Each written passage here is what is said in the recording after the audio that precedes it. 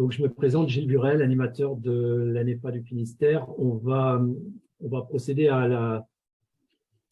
au déroulé de la réunion de manière assez simple et on va la faire en 3 parties. La première, je vais avoir le plaisir d'ouvrir le bal sur un peu le contexte du milieu d'élevage et l'origine du CQP.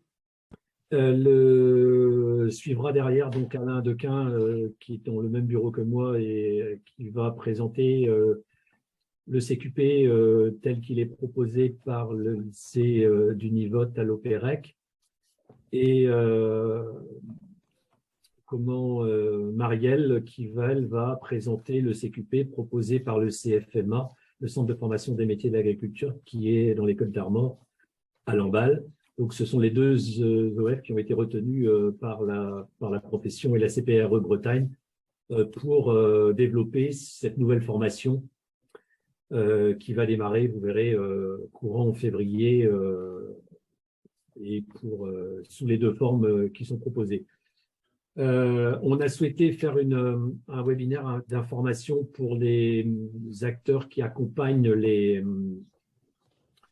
comment là, je suis désolé, je suis obligé de gérer le PowerPoint et les inscriptions et le suivi.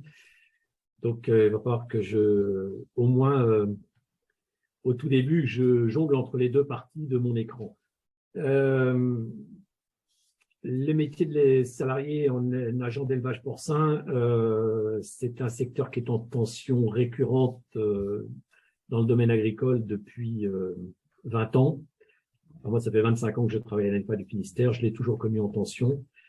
On dispose en permanence en Bretagne d'un nombre d'offres d'emploi qui flirtent avec les 200 postes disponibles et on n'a qu'une petite partie de ce qui est réellement disponible. On n'a pas toutes les offres d'emploi dans le réseau des ANEFA. On a déjà mené des actions de sensibilisation à ces métiers-là et qui ont abouti à des choses qui sont toujours d'actualité aujourd'hui. On a construit avec les acteurs de la profession, les groupements de producteurs, des BPA, des brevets professionnels d'agents d'élevage porcin qui ont été mis en place dans le département et en Bretagne qui fonctionnent. On a développé des POEC et d'autres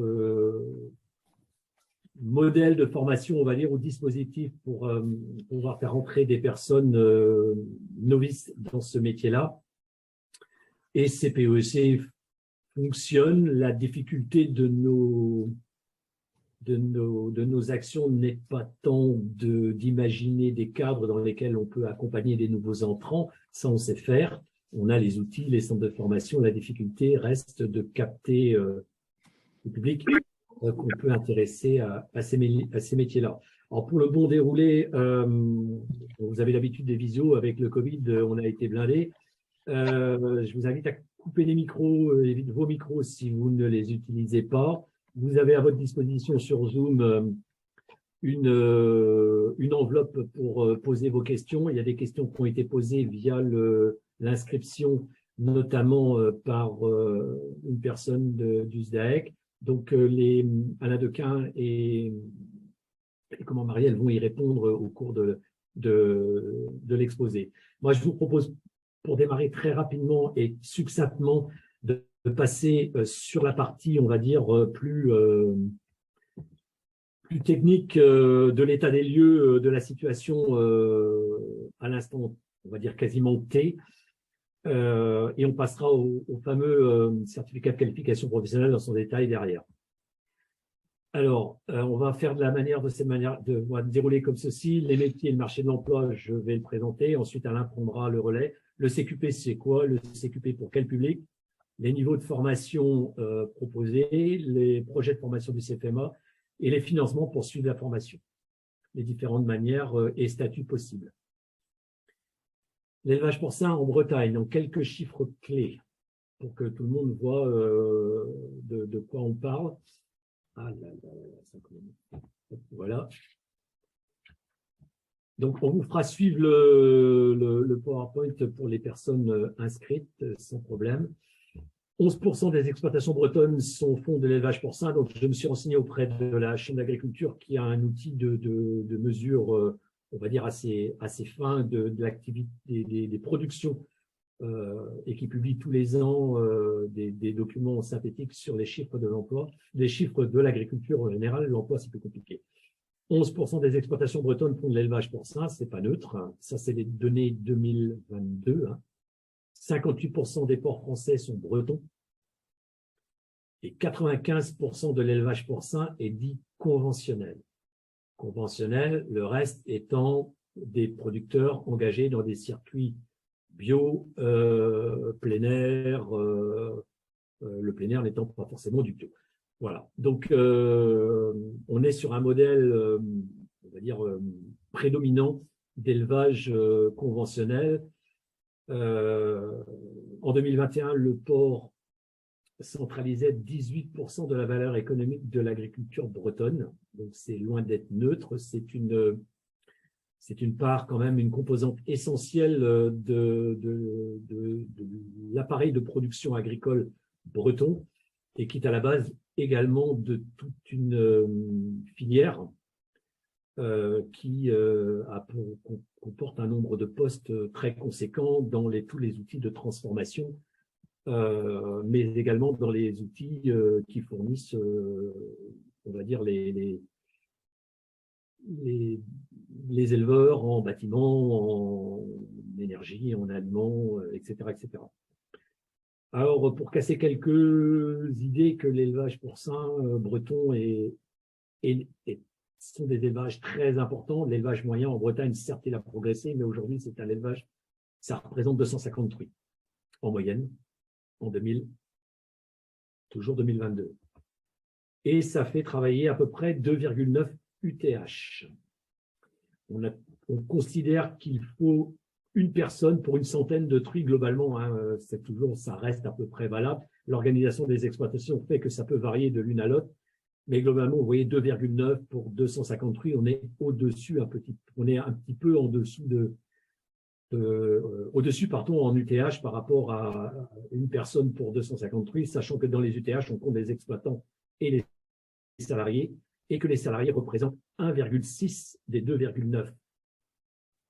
Donc, si vous faites un peu de mathématiques simples, 2,9 moins 1,6, ça fait 1,3. Les UTH familiaux sont donc aujourd'hui moins présents en élevage que les UTH salariés. Le salariat représente une part prépondérante des personnes qui travaillent dans les ateliers de production. Et 35% de ces postes-là sont féminins. Donc ça, c'est aussi une part non négligeable qui reste assez stable, hein, qui progresse un petit peu, mais qui reste assez stable. Pour la petite histoire, 80% des gens qui nous contactent pour travailler en élevage, découvrir les métiers sont des femmes, aujourd'hui. En porc, en tout cas. Dans des autres productions laitières, c'est un peu moins, mais la proportion de nouveaux entrants est plutôt féminin que masculin. En 2021, donc, le réseau des ANEFA a collecté 438 offres d'emploi en Bretagne pour un total de 469 postes proposés par les éleveurs. J'insiste, on n'a pas la totalité des offres d'emploi qui sont disponibles en Bretagne. On n'a qu'une petite partie. Il y a des éleveurs qui ne passent pas les annonces chez nous. Là, vous avez une extraction du site L'Agriculture Recrute, là, qui montre 153 offres d'emploi. Alors, j'ai plus la date à laquelle ça a été fait, mais voilà comment se présenter. Quelqu'un qui veut identifier les CDI en élevage porcin va aujourd'hui, ou la semaine dernière, se retrouver avec 153 propositions au total sur les 4 départements bretons.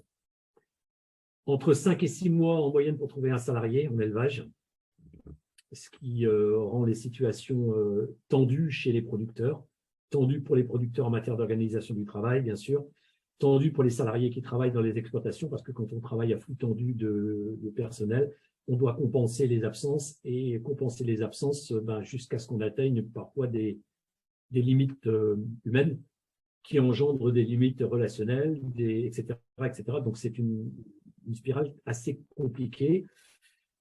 Donc, au 5 janvier là, de cette année, on avait plus de 200 postes en CDI sur la région. d'identifier. Temps plein, temps partiel, très majoritairement du temps plein.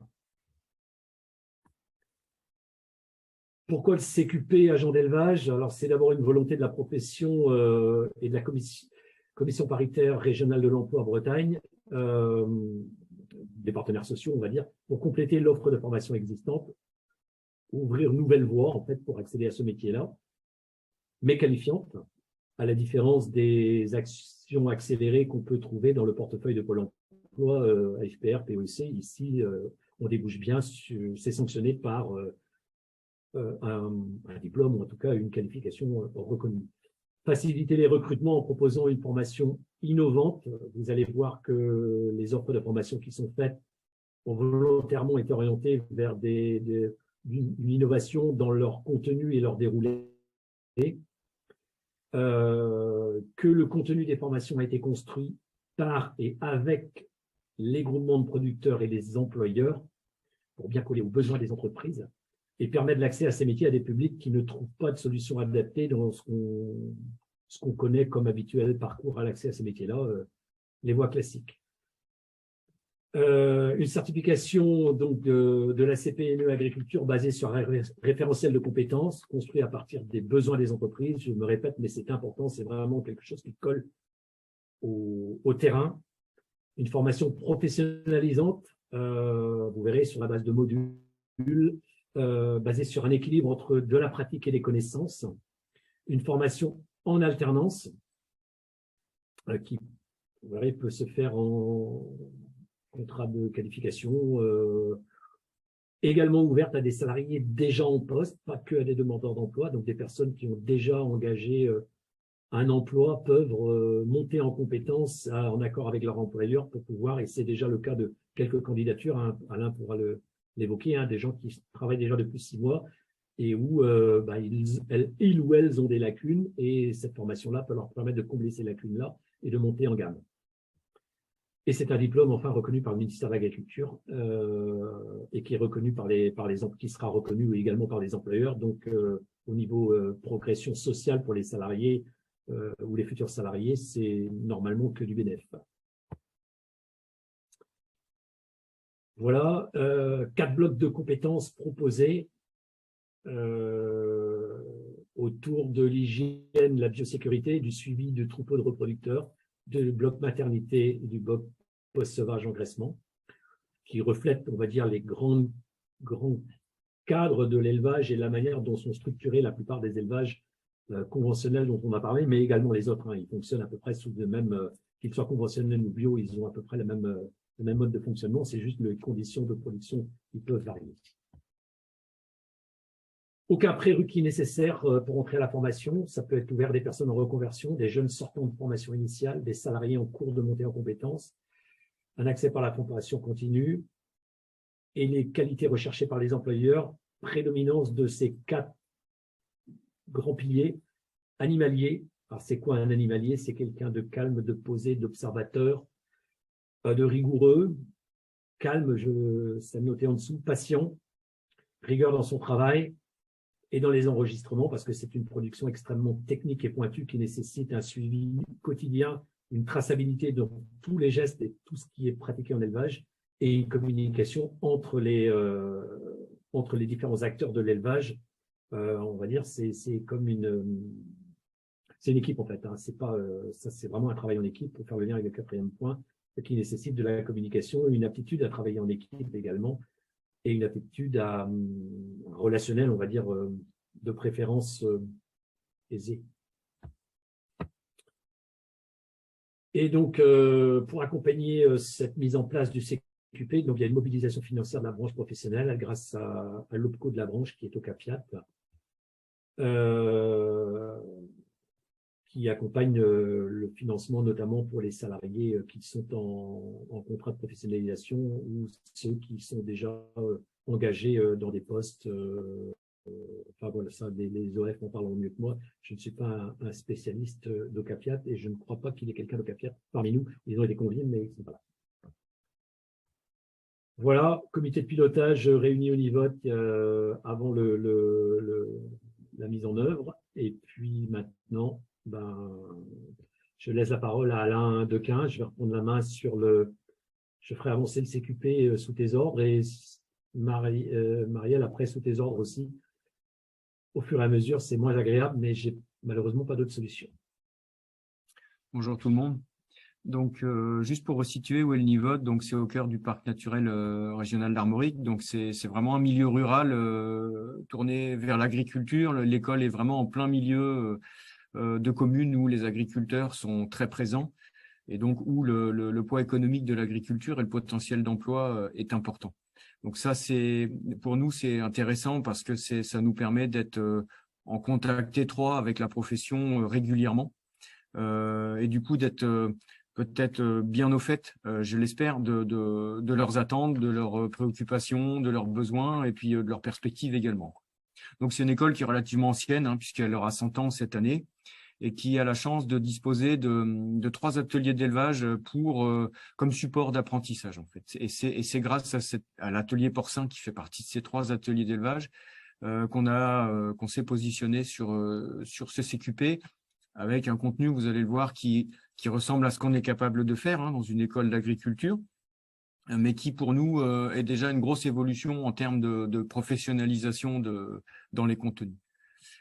Donc l'idée, le projet de l'école, c'est une formation en 6 mois qui va être découpée en 9 semaines à l'Opérec sur le site de l'atelier porcin, donc autour de 350 heures, et le reste du temps en entreprise. Donc l'idée étant que le travail fait sur l'atelier porcin de l'école ne sera pas suffisant pour acquérir une autonomie et une rapidité de geste professionnel compatible avec un travail en entreprise. Donc l'alternance va permettre de conforter en fait les apprentissages faits à l'école pendant ces 9 semaines.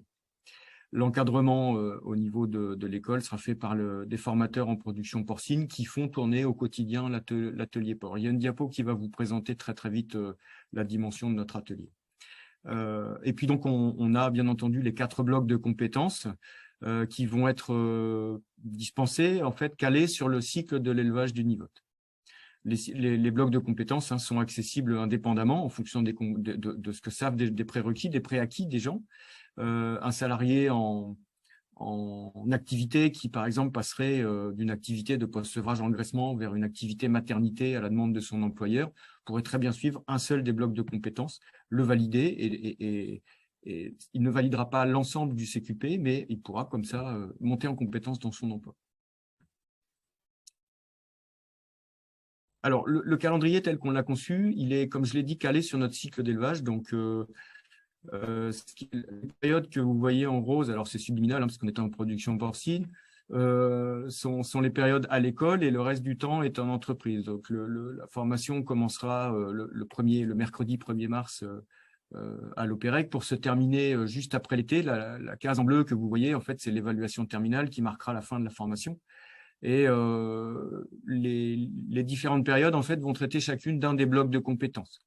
L'évaluation se faisant soit en entreprise,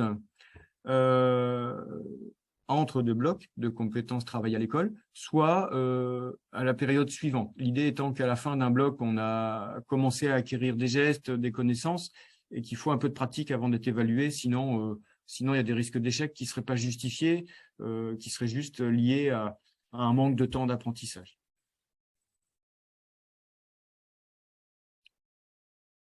Alors, la formation s'appuie sur l'atelier porcin de l'école. Donc, on a un petit atelier. Hein, vous avez vu tout à l'heure l'élevage moyen, 250 truies. Nous, on est à la moitié de ça. On a 120 truies naisseurs-engraisseurs. Donc, naisseurs-engraisseurs, ça veut dire qu'on élève, on engraisse tous les cochons qui sont nés au Nivode sont engraissés chez nous et vendus sous le label Blanc Bleu Cœur. On travaille avec le groupement Eureden. On produit grosso modo 3000 porcs par an. Avec une conduite en bande en 5 semaines, ce qui explique le cycle. Et la conduite en bande, en fait, sera différente d'un élevage à l'autre en fonction des choix de l'employeur, en fonction du producteur. Et l'alternance va permettre aussi aux stagiaires de découvrir différentes façons de produire, avec différentes organisations d'élevage. Et ça va faciliter l'adaptabilité après quand ils intégreront l'emploi. Donc l'organisation du temps, on a essayé de privilégier au maximum vraiment le temps autour des animaux, encadré par les formateurs bien sûr. Hein, donc il y a Il y a 3 formateurs sur le site. On s'appuiera également sur les interventions des groupements de producteurs et de l'IFIP. Alors l'IFIP, ça sera plutôt pour les apports de connaissances sous forme à distance, avec des webconférences, avec des outils numériques, et puis également des visites. Vous voyez que l'idée, c'est plus de 80% du temps, en fait, autour des animaux, avec un temps d'apport de connaissances, on va dire, limité à 2 heures par jour. Mais l'apport de connaissances ne veut pas forcément dire des cours magistraux en salle. Ça peut très bien être dans l'atelier, ça peut très bien être autour d'un témoignage de producteurs, etc. Donc, l'objectif, oui, alors l'IFIP, exact. L'IFIP, c'est l'Institut technique du porc. C'est donc un organisme qui fait beaucoup de recherche appliquée et qui permet de diffuser des références, en fait, via les groupements de producteurs ou directement aux éleveurs pour, on va dire, faire globalement progresser la profession et les résultats techniques des élevages. Voilà, donc sur ce temps d'organisation, l'idée, c'est vraiment pratique maximale pour coller à l'esprit du CQP, en fait, hein, et valoriser notre outil et les compétences de nos techniciens sur cet outil-là. Ça ne remplace pas, effectivement, l'expérience réelle que les stagiaires auront grâce à l'alternance. Sachant que les 2 salariés de l'élevage ou les deux formateurs salariés également de l'élevage du Nivonne sont impliqués dans l'accompagnement des personnes qui seront sur ce CQP, quoi. Oui, c'est eux qui les encadreront au quotidien. Ce qu'on a imaginé, alors il faudra qu'on le teste évidemment, enfin qu'on le valide avec le premier groupe de stagiaires, mais c'est un fonctionnement en binôme qui permet en fait la pratique maximale.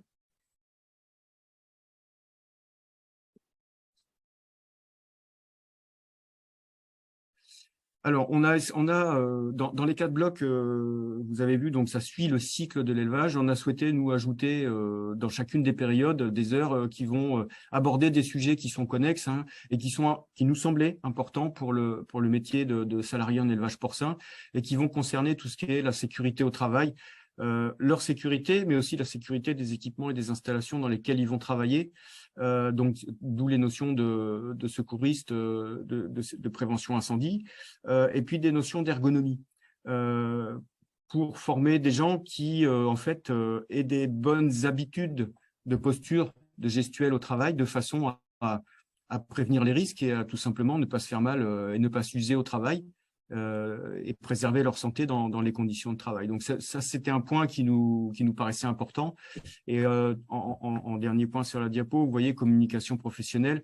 L'idée, en fait, ce n'est pas d'en faire des spécialistes de la com, mais simplement des gens qui puissent parler positivement de leur métier, d'ouvriers en production porcine, de techniciens en production porcine, et des entreprises qui les emploient, ou des entreprises dans lesquelles ils ont pu travailler. L'image de la production porcine fait qu'on ne peut pas se passer de toutes les personnes qui voudront en parler positivement. Donc, on tenait à mettre cette sensibilisation-là, mais ça restera bien une sensibilisation. On ne va pas faire des communicants de personnes qui n'aiment pas ça. Alors, on a vraiment, alors peut-être une précision, dans notre organisation et dans notre savoir-faire à l'école, on va plutôt, notre idée, c'est plutôt d'accueillir des jeunes qui sortent de formation initiale ou des personnes en reconversion professionnelle. Ça, on sait bien faire. Notre formation n'est pas forcément la plus adaptée. Je pense à ce que va vous présenter Marielle après dans l'organisation du CFMA pour des salariés qui sont en élevage et qui vont souhaiter monter en compétences. Pourquoi je dis ça? Parce que pendant les 15 jours, des fois c'est même 15 jours plus les deux jours qui précèdent du début de la semaine qui suit, les salariés vont être absents de l'exploitation. Et ça peut être un problème d'organisation pour leur employeur. Donc, c'est pour ça que en fait, les 2 offres sont relativement complémentaires quand on regarde l'ensemble des publics qui peut être intéressé par la formation. Nous, ce qu'on tient vraiment donc sur les publics qu'on va cibler ou qu'on considère plus adaptés à notre module, on va vraiment essayer de sécuriser les parcours pour que les gens qui rentrent en formation sortent de la formation et aillent dans l'emploi. Éviter des décrochages, des gens qui se rendent compte en milieu de formation que finalement c'est pas ce qu'ils attendaient, ou ils n'avaient pas compris exactement comment ça allait fonctionner, et du coup ils arrêtent. Donc ça, on voudrait vraiment éviter au maximum. Du coup, ça passera par une série d'entretiens en amont, un appui à la recherche d'entreprise et à la vérification également de ce que l'entreprise permettra de faire par rapport aux attendus du CQP. Et puis, en cours de formation, des points réguliers qui vont permettre vraiment de sécuriser la progression, ne serait-ce que pour essayer d'avoir le diplôme. Et puis sécuriser également l'entrée, la préparation de l'entrée dans l'emploi et l'entrée dans l'emploi. Et ça se fera avec les ANEFA, bien entendu. Pour compléter ce que dit Alain, on va appliquer au public que l'on va croiser intéressé par ce dispositif-là la même règle que l'on applique pour les PEEC ou une mise en place d'une AFPR, une action de formation préalable recrutement ou une PEEC collective. On va d'abord vérifier que le projet professionnel est validé. Et normalement, personne ne devrait rentrer sur un processus qualifiant sans préalablement avoir fait l'objet d'une immersion de quelques jours en élevage pour valider ce choix. Voilà sur le projet d'Univote. Donc la dernière diapo, vous retrouverez dans le document qui vous sera transmis toutes nos coordonnées. Tout est sur le site internet, donc vous pouvez retrouver les principales informations, et il ne faut pas hésiter à dire aux gens que vous accompagnez ou que vous rencontrez de nous contacter. C'est des fois le plus simple de venir nous rencontrer et puis d'aller voir l'élevage pour se rendre compte si ça fait envie ou pas, tout simplement. Merci. Merci Alain. Est-ce que, Marielle, tu prends le relais tout de suite, ou est-ce qu'il y a des questions pour Alain déjà sur ce qui a été présenté là, ou des questions qui peuvent vous venir avant que le CFMA présente, ou bien on présente le CFMA et puis on passe aux questions pour finir? Bonjour à tous. S'il y a des questions, évidemment, les personnes peuvent les poser dès maintenant.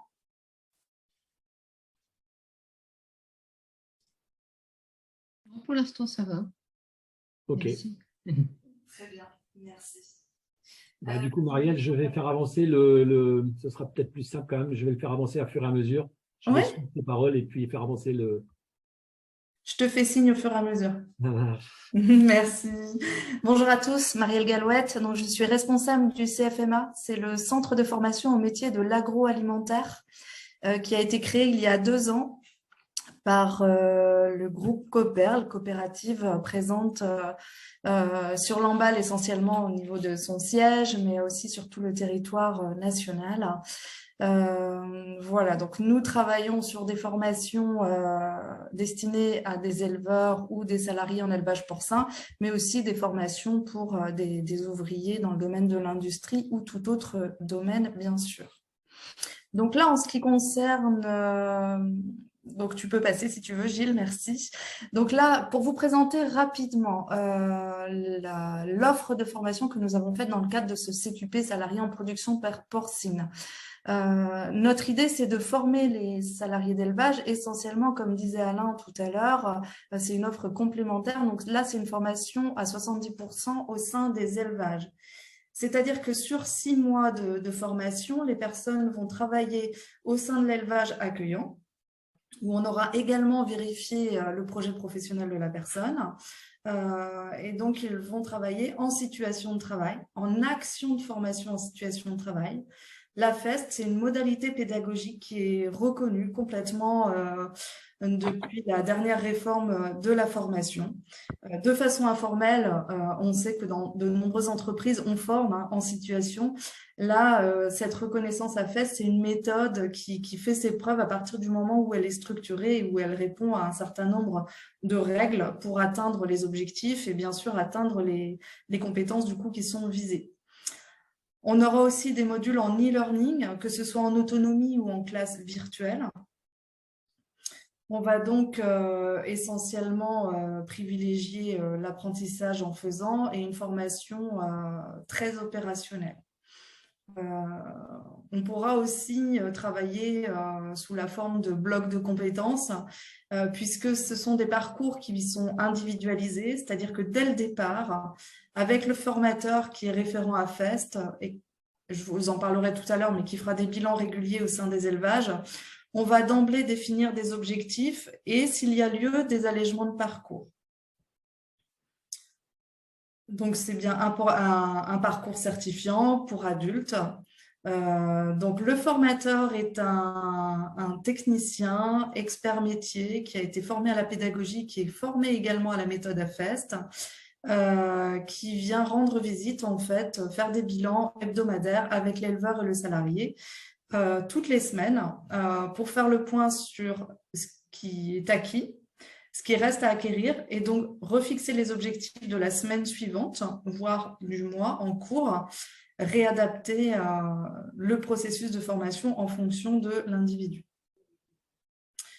On incite également, donc on dit 70% des apprentissages en élevage, ça veut dire que sur les 6 mois, on demande aux personnes de venir 8 fois à Lamballe pour des regroupements, des formations en présentiel.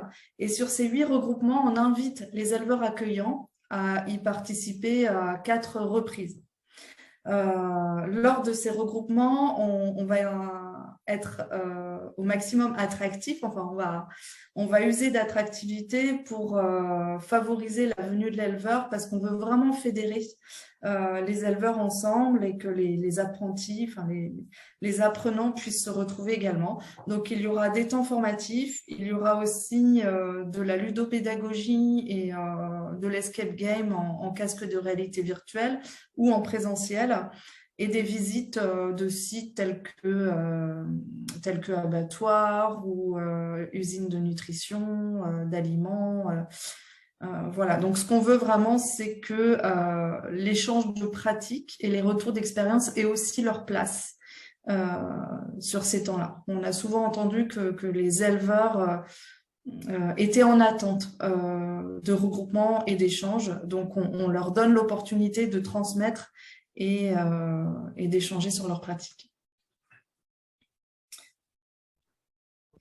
Donc, pour résumer un petit peu ce que je viens de vous dire, donc effectivement, on est sur 8 jours de regroupement à Lamballe, ce qui fait que ça nous permet de rayonner sur l'ensemble du territoire breton, voire d'autres territoires au besoin si les personnes peuvent s'organiser. Le e-learning, j'en ai parlé également. Donc, quand c'est en classe virtuelle, ça veut dire que ce sont des temps synchrones, donc animés en même temps par le formateur. Les formations en situation de travail, où là, les scénarios sont écrits et pensés pour coller, ça fait office un petit peu de préparation aux évaluations de chaque bloc de compétences qu'on retrouve dans le référentiel, et ce sont bien sûr des actions de formation en situation de travail qui correspondent à la réalité du terrain et aux spécificités de l'élevage. Donc, en fonction des conduites en bande, on va adapter aussi les situations de travail, on va adapter le rythme, on va adapter les temps de formation en fonction des périodes et des charges de travail cette semaine-là. Les bilans hebdomadaires, nous en avons parlé également. Donc finalement, tous les acteurs sont impliqués dans le parcours, que ce soit l'apprenant, l'éleveur, le formateur, l'ensemble de l'équipe du CFMA, qui propose aussi un accompagnement technique et pédagogique. Technique, pourquoi? Surtout pour tout ce qui est partie e-learning, avec des temps d'accompagnement en cas de difficulté ou autre. Il faudra qu'on soit bien sûr très attentif, puisque c'est un format... c'est un format qui autonomise beaucoup, mais pour autonomiser, il faut qu'aussi on soit là pour accompagner vers cette autonomie. J'ai fait un petit schéma pour que concrètement, vous puissiez vous repérer un petit peu dans ce qu'on propose. Donc au moment du démarrage, on s'accorde complètement sur la définition du projet professionnel, sur le fait de conforter le projet professionnel par une immersion facilitée. Avant de démarrer avec le formateur le premier bilan, enfin le premier temps de positionnement en entreprise au sein de l'élevage, l'apprenant suivra plusieurs blocs en e-learning pour déjà le sensibiliser à toutes les notions qu'il va voir en transversal ensuite tout au long du parcours pendant les 6 mois. Donc ça, c'est un prérequis un petit peu d'entrée en formation. Grâce au suivi de ces e-learning, dès le premier rendez-vous avec l'éleveur et puis l'apprenant, eh bien, ils vont déjà pouvoir orienter l'apprenant lui-même vers tous tout ce qui lui a posé toutes les difficultés qu'il a pu rencontrer, eh ben, ils vont s'en saisir tout de suite pour définir des objectifs bien précis pour le mois en cours et la semaine à venir. Donc là, vous avez un exemple pour un bloc de compétences qui se déroule sur 1 mois et demi en fonction de la conduite en bande.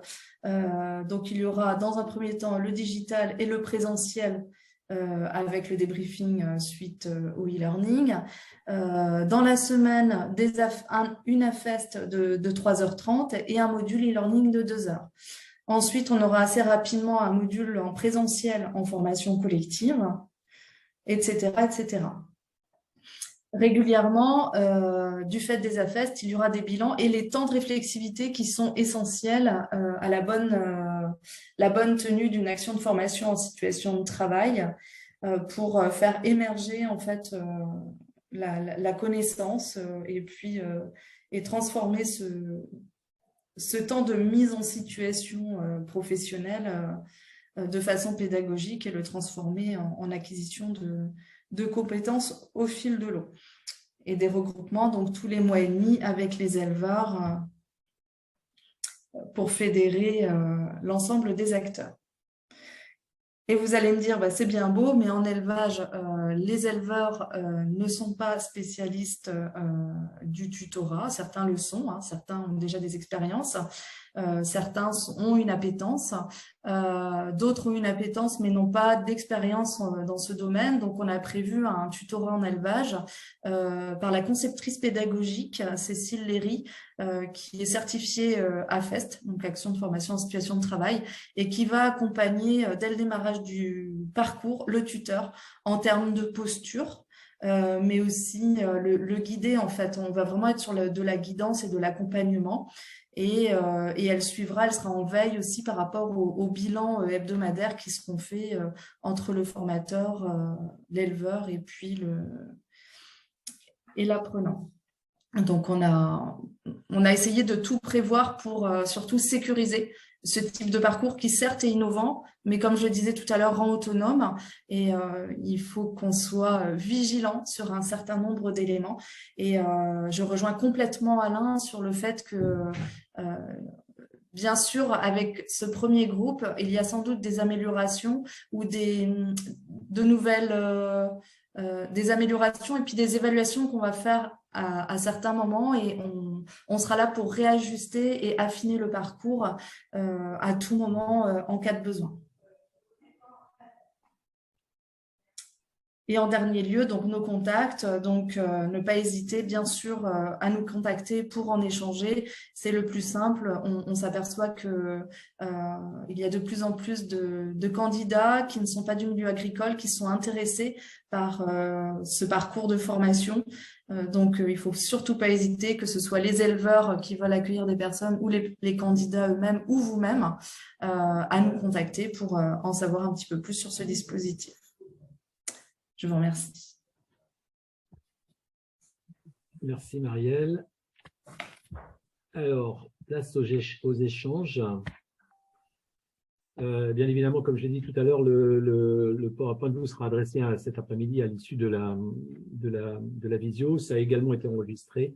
Donc, pour les personnes qui souhaiteraient récupérer l'enregistrement, il n'y a pas de souci. Il y a 2 questions qui avaient été posées, notamment par le SDAEC, que je vous ai adressées ce matin, Alain et Marielle. Est-ce qu'on peut peut-être les aborder, parce que les réponses apportées vont peut-être interpeller aussi d'autres participants à la réunion. Oui, complètement, on peut y répondre. Tu veux que j'y réponde, Alain? Oui, si tu veux, oui. Donc, par rapport à la question qui était posée, je reprends la question pour que tout le monde l'ait bien en tête. Donc, le SDAEC Terre Alliance posait la question suivante. En tant que groupement d'employeurs, peut-on mettre en place des CQP dans le cadre d'un contrat de professionnalisation en portant finalement nous-mêmes, que le SDAEC porte eux-mêmes le contrat de professionnalisation et mettre à disposition l'apprenant au sein d'une entreprise adhérente. Donc pour nous, oui, a priori tout à fait possible. Le SDAEC, donc vous avez le même statut juridique que les GEC, qui sont également des groupements d'employeurs avec qui on travaille déjà sur d'autres contrats de professionnalisation. Et vous avez normalement toute la possibilité de porter vous-même en tant que groupement d'employeurs un contrat de professionnalisation. Bien sûr, à conforter avec l'OPCO, la réponse que l'on vous apporte aujourd'hui. Mais pour nous, il n'y a pas de problème. On s'accordait sur la réponse avec elle.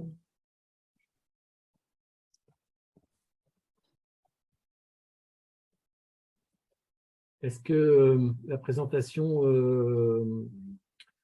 vous suggère d'autres questions? Moi, je voulais aborder juste l'intégration de personnes d'origine étrangère, par exemple, qui pourraient être intéressées également.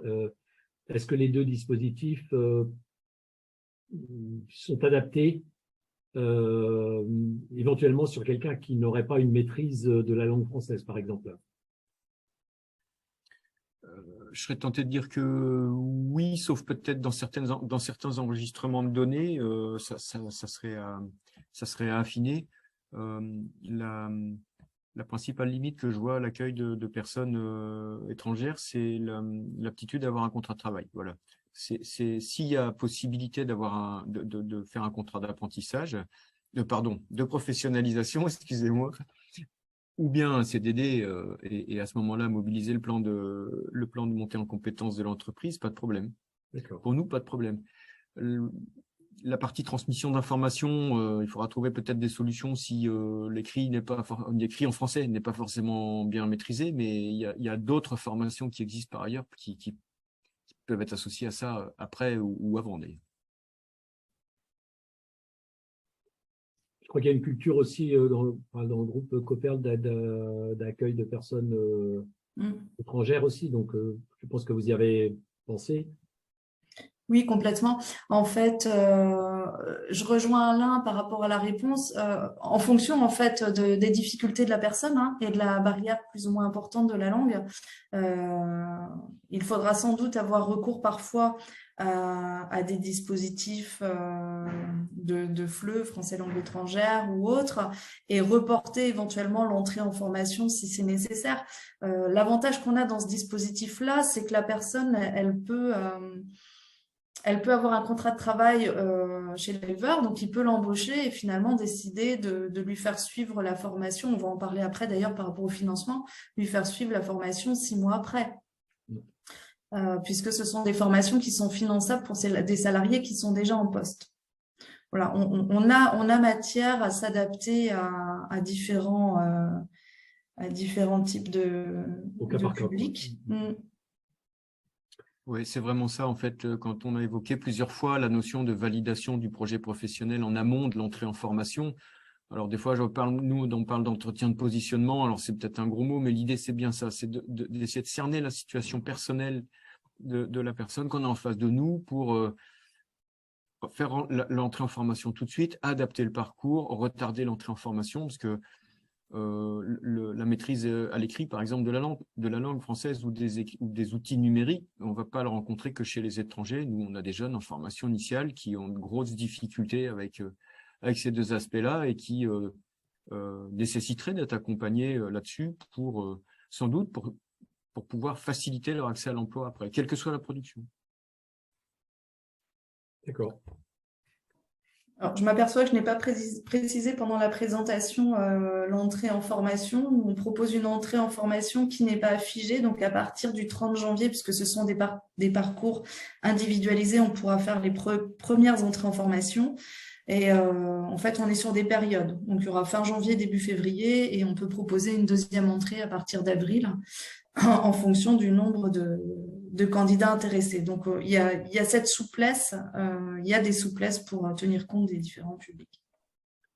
Et puis des envies, parce qu'on travaille vraiment, vous l'avez compris, on est sur des offres différentes mais complémentaires. Et bien évidemment, si les personnes qui qui contactent le CFMA mais qui ne seront pas à l'aise en termes d'autonomie pour être livrés un petit peu ou qui préféreraient aller en centre de formation, on est en contact, Alain et moi, pour proposer la solution la plus adaptée qui va répondre au projet professionnel de la personne. Le but, c'est que cette personne-là, son projet réussisse. Hein.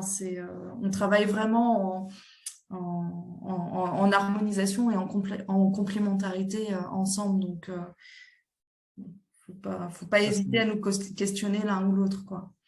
Ça, c'est vraiment important. L'idée, c'est de former des gens pour aptes à travailler dans les élevages porcins avec plaisir, avec envie, qui puissent en parler positivement. Et donc, on travaille vraiment, les deux centres travaillent là-dessus ensemble, quoi, avec la CPRE, évidemment, mais il n'y a pas c'est pas deux offres complètement séparées qui seraient côte à côte sans jamais se rencontrer.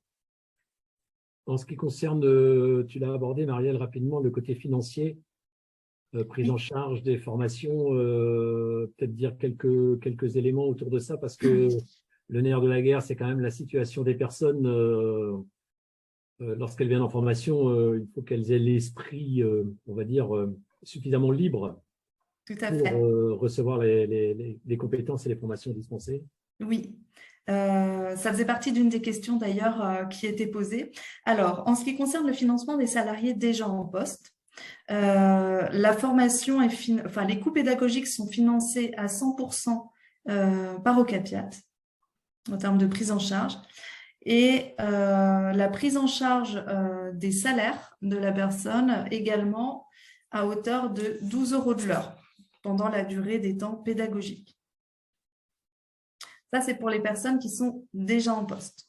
Le reste du temps en poste reste à la charge de l'éleveur chez qui la personne est en contrat.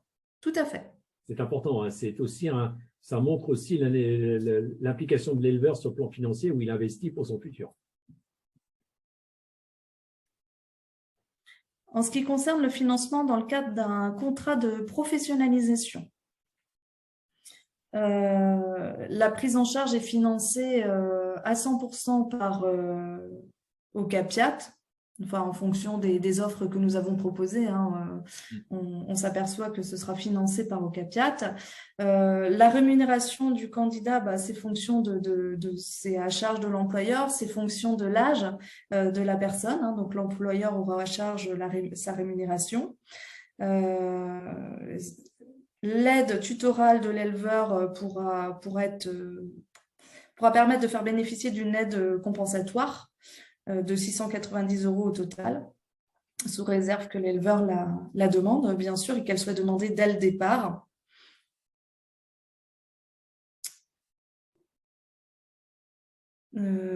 Voilà, est-ce que tu vois quelque chose à ajouter, Alain ? Les contrats de pro bénéficient depuis le 1er janvier, comme les contrats d'apprentissage, d'une aide de l'État à l'embauche du salarié, d'un plafond de 6 000 €, d'une aide mensualisée d'un plafond de 6 000 € par an. Voilà. Donc, oui, c'est aussi une certaine forme de reconnaissance du temps passé à la formation du futur salarié. Et ça peut aider certains éleveurs à se franchir le pas, à se décider à y aller parce qu'ils vont avoir cet appui financier. Merci. Moi, j'ai envoyé un petit message à 2 d'entre vous parce que je ne peux pas vous identifier comme participant à la réunion. Vous apparaissez sur mon écran comme IHBE 9880 et CIP. Donc CIP, c'est conseillère en insertion professionnelle. Mais j'aimerais bien savoir de qui c'est pour que je puisse, par rapport aux gens qui étaient inscrits avant, bien identifier les personnes. Donc, si vous voulez bien me répondre sur la messagerie du Zoom, je veux bien.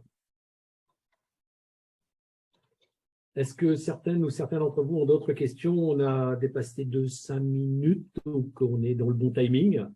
Donc, vous avez compris, il y a plusieurs acteurs autour de la table qui sont à votre disposition pour creuser les pistes et faire de l'accompagnement individuel. Il ne faut vraiment pas hésiter à nous solliciter dans nos départements respectifs pour les ANEFA et Alain au NIVOT et Marielle au CFMA. Si vous avez des questions, on a les réponses. Voilà, on ne peut pas vous dire mieux. Maintenant, je vais juste compléter. Merci Hélène de vous être identifiée. je vais juste vous passer une info. On met en place du 6 au 10 février une grosse campagne, une grosse semaine de promotion des métiers de l'agriculture au sens large du terme, donc forcément des métiers de l'élevage porcin. Cette semaine va être ponctuée par des actions dans les 4 départements bretons en collaboration étroite avec les agences Pôle emploi. Il va y avoir des voyages en agriculture d'organiser. Il y en a un d'ailleurs organisé et programmé sur le site du Nivote le mercredi de cette semaine-là, donc le mercredi 7. Je crois que c'est le 7, le mercredi, Oui. je sais plus, le mercredi. Ouais, le mercredi de cette semaine-là, en tout cas. Il y a pas mal d'opérations d'information collective. Voilà, ne soyez pas étonnés. J'en ai programmé 4 avec 4 agences ce matin, Carhaix, Morlaix et Brest, et d'autres vont suivre. C'est une semaine où on va essayer de mettre un grand coup de projecteur sur les métiers, et il y aura des opérations de recrutement, des job dating en serre, fraises, tomates, des visites d'entreprise, des interventions en salle, des vie ma vie de salariés agricoles en partenariat avec les services de remplacement. On va proposer à des personnes de passer une demi-journée en accompagnant d'un salarié de service de remplacement pour qu'il teste le métier directement. Voilà, du concret. Je voulais en parler en conclusion de nos échanges parce qu'il y a diverses personnes parmi vous qui travaillaient dans qui pour nous sont les prescripteurs de nos propositions d'action pour les publics que vous accompagnez. Donc, je pense que c'est important que vous ayez ces infos-là. Voilà. S'il n'y a pas de questions particulières… Alors, Gilles, oui. Bonjour à tous, Franck Tabayou de la mission locale du Puy de Cornouailles. Alors, c'est pas une question, c'est juste une réaction à la présentation qui vient d'être faite. Et en préambule, merci beaucoup pour ces informations précises, riches. Il me vient une réflexion, enfin, je trouve qu'il y a vous le disiez, Marielle, une vraie complémentarité dans les propositions qui sont faites. Contrat de pro sous un statut un peu classique, et puis le principe de la FEST auquel moi je crois beaucoup aujourd'hui. On fait le constat, donc c'est pour ça que je me permets de prendre la parole, Gilles, tu parlais des prescripteurs, on fait le constat effectivement, alors peut-être n'est-ce que conjoncturel, mais d'une difficulté à mobiliser du public aujourd'hui, et notamment sur des actions qui peuvent être considérées sur du moyen terme. On a du mal à expliquer l'intérêt d'aller vers la qualification, notamment quand on est face à des publics jeunes qui peuvent finalement très rapidement aller à l'emploi. Alors souvent des emplois non qualifiés, souvent des emplois non pérennes. Mais bon, ça, on le voit, nous, avec nos yeux d'adultes, et c'est parfois un peu plus compliqué à faire passer. Je trouve que, donc moi, l'alternance, je suis un convaincu, évidemment. Et la FEST, c'est une solution alternative très intéressante aussi, parce que là, on est dans une situation où on est salarié d'une entreprise et on est en contrat de travail. Et pour autant, l'accès à la qualification est possible.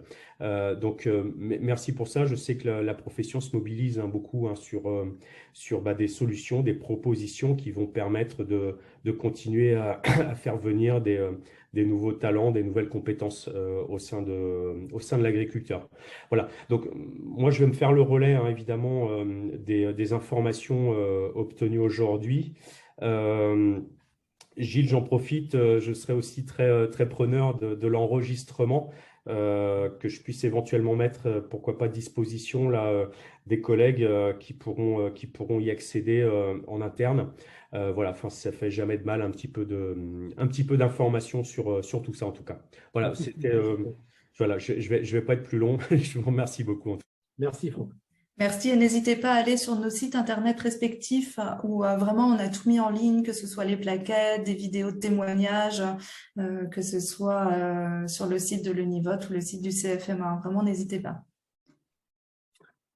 Très bien. Écoutez, il n'y a plus qu'à signer la palubale. Merci beaucoup à vous. Bon après-midi et à votre disposition pour de nouvelles aventures. Bonne journée. Bonne journée. Merci. Merci, bon après-midi. Merci bien. Merci, au revoir.